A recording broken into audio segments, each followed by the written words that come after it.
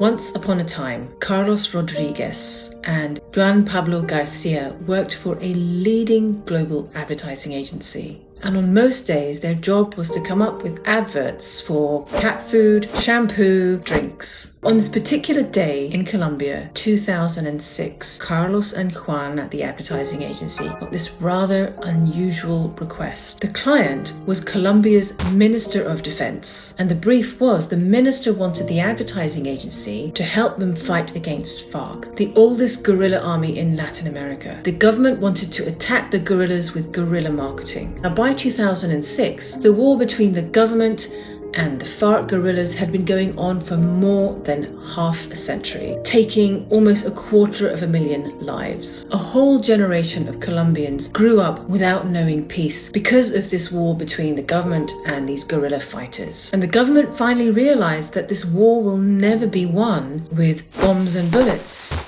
They had to find peace another way. So these two advertising agency men decided to accept the government's request and take on the brief. And they approached the brief just like they would any other job. The first thing they started doing was interviewing the target audience. Over the course of the year, the advertising agency spoke with over 100 former FARC fighters. See, the researchers were trying to pin down what it was that first of all drove them to the jungle and what kept them there. And their conclusion after all the interviews were the same, that these fighters are just ordinary men and women. They have the same needs and desires as you and I, that we all have. Carlos from the ad agency explained that once you realize that they're not gorillas, but humans, he said the communication completely changes. Instead of attacking the FARC fighters with ideology, they should aim much closer to home. And one of the things that the ad agency researchers discovered was that the peak time of demobilization when the FARC fighters put down their arms and went home was the same every year, Christmas time. They realized, just like everyone else, guerrillas would rather be at home with their family than out fighting.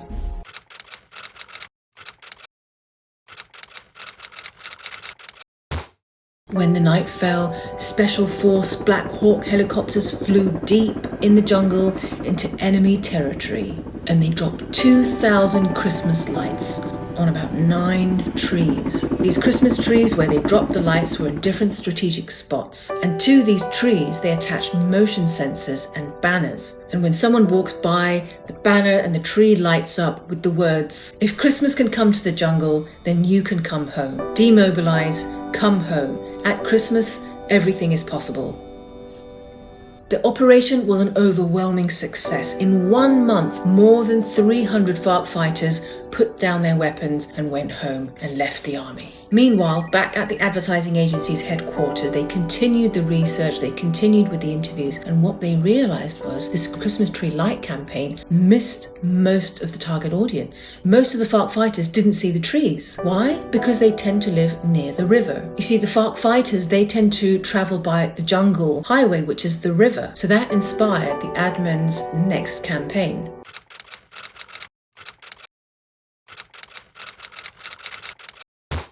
You see, the Colombians who lived by the river were the main source of recruitment for the FARC army. So the advertising agencies approached these Colombians who lived by the river, who had all lost family to FARC fighters. They were asked to write a letter to their brothers, their sisters, their sons, their daughters, their fathers, their uncles and aunts. They were all told to write a note to their relatives who had joined the army, and the message was simple: "Come home, we're waiting for you."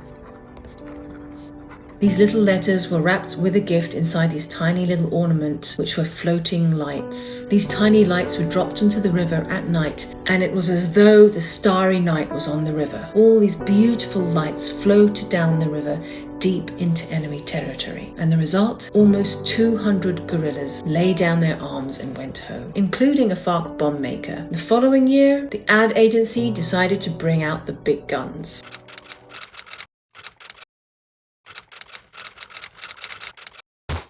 You see, the advertising agencies realized that the one thing that these FARC fighters miss most is their mother. The ad agencies, from the help of the Colombian Secret Service, managed to identify mothers who had lost their kids to the FARC army for almost 20 years. They approached these mothers and they asked them for old childhood photos of these FARC fighters. They got hold of those photographs and they framed them. And they got the mothers to write a handwritten note, "Before you were a guerrilla, you were my child." And stuck them on the photographs, and they put these photographs in the jungle deep in enemy territory. And that was another hit campaign. More than 200 FARC fighters returned home to their family. As a result of the advertising campaign over the years, thousands of FARC guerrillas left the army and went home. And the numbers of the army whittled down from 20,000 to less than half of that within a few years. A peace process between Colombian government and the guerrilla army finally began. And a few years later, the former Minister of Defense, he was then the president, he was awarded the Nobel Peace Prize. And in the following year, FARC handed over all their weapons and they dismantled the army. Look, things are still not perfect in Colombia. There are other rebel groups still causing trouble there. But regardless, the story in the campaign is still a story of hope. The foundation of ending 50 years of war that took almost 250,000 lives was kindness. The secret behind the whole campaign was, instead of seeing these rebels as guerrillas, the agency men saw them as ordinary people.